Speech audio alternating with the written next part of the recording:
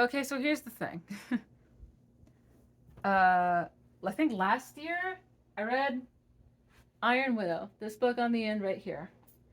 I compared Iron Widow to like, it's sort of like Hunger Games, but, and when I say sort of, I mean loosely. It's sort of like Hunger Games, but the classism issue in Hunger Games is replaced with a very, very large sexism problem. And I love Iron Widow.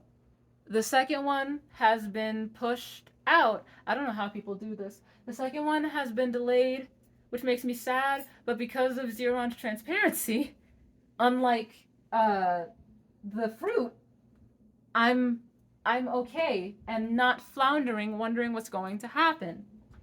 So then I came across another book that I wanted to read called Skyhunter. This book is very similar, in my opinion, to Iron Widow, not necessarily in its story, just in the way it feels.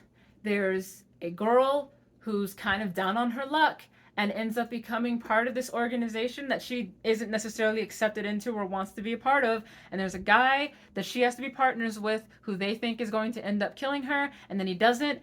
And the two of them end up falling in love. There's no thruple in this like there is in Iron Widow, but two of them end up falling in love and then they end up getting separated, and then book two happens. So this is another book where I just need you to trust me. Read it because it's good. If you liked Iron Widow, you will like this book. I love it because I like Iron Widow. I love this book. I already have Steel Striker. I'm gonna read it after I do my Dune video. It's gonna be awesome, hopefully. If it's not awesome, I'll be really sad because this bookshelf, as you will recall, is my favorite books. Yes, I have two copies of Dune. Don't judge me. And my copy of Iron Widow, I'm also pretty sure, is signed. like Zeron put their signature into a machine and then the machine signed the book for them. I don't think Zeron took the time to sign like all however many copies of the signed version there were.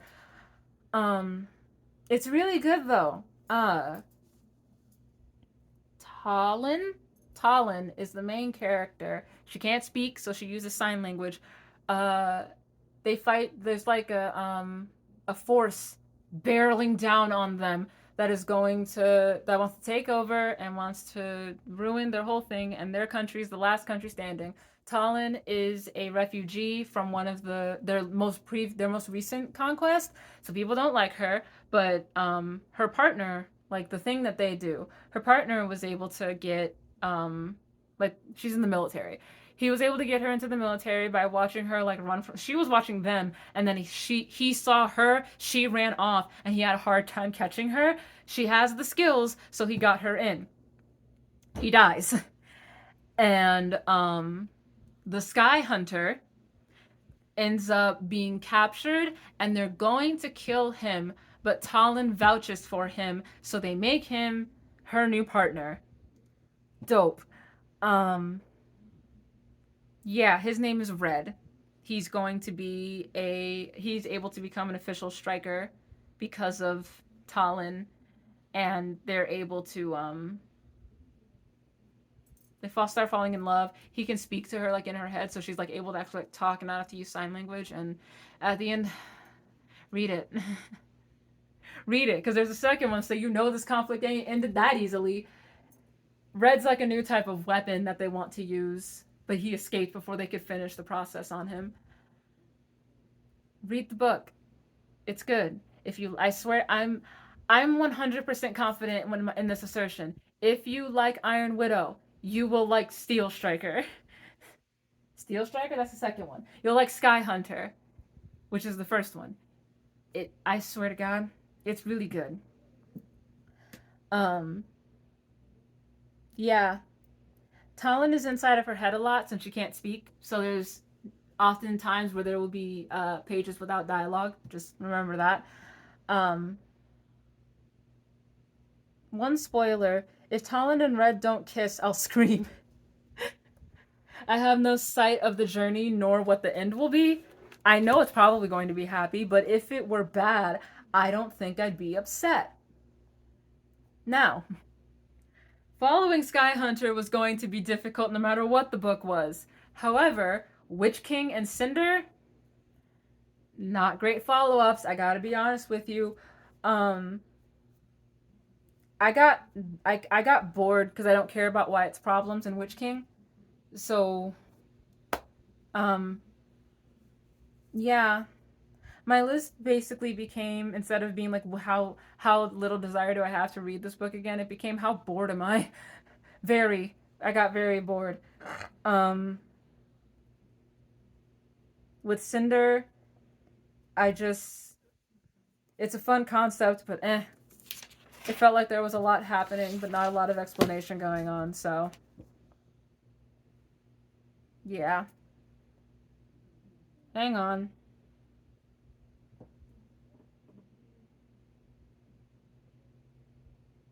Mm.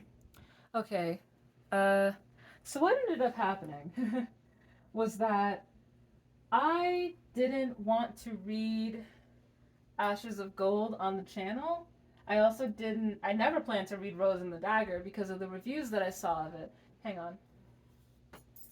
I never planned to read this on the channel, and judging by where my book, I think that's a bookmark, judging by where my bookmark is, I didn't finish it. I'm keeping it though because I like the story. Ashes of Gold. um, I ended up reading that book later. Uh, Hang on. I'm looking at my notes. I apologize.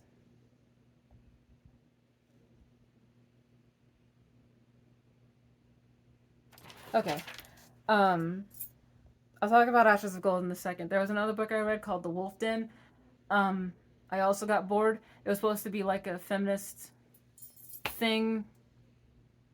I couldn't really sympathize with the struggle, so I didn't particularly care. Like, I flipped forward in The Wolf Den. This video is very unfocused. I apologize. I flipped forward in The Wolf Den, and I didn't get the impression that I wanted to know this journey, or also that where we were at the beginning would somehow get us to where we were at the end. So, um, yeah. So I read Ashes of Gold. I didn't take notes on it like I would traditionally do because I wanted to actually finish the book. But if I felt like I was reading it purely for the channel, then I wouldn't finish it. That's why I've been keeping a lot more of the books, even if I don't necessarily read them on the channel, like Tale of Sorcery and all of those books. I love this book. It's great. Her friend from home is a little bit cringe, but as my sister said, the era of cringe is over. Just do it. Just like it. Like the things that you like. The memory poison doesn't feel like a true threat. Like, that's one of the marketing things in the description, but it didn't really feel like a true threat. She was still doing stuff and getting things done. And sure, the betrayal hurt, but I don't know. Um, Also, there's a part in the book where like Ruse says to let her fight alone, and they're like, "No, we're gonna fight with you." But Rue's the only one that's got like capable working magic. So maybe this is just me, but had they actually listened, my throat is very dry. I'm sorry.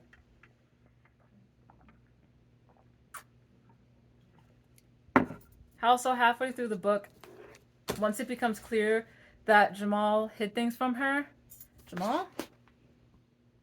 Yeah. Once it became clear that Jamal hid things from her, it wasn't shocking what ended up happening.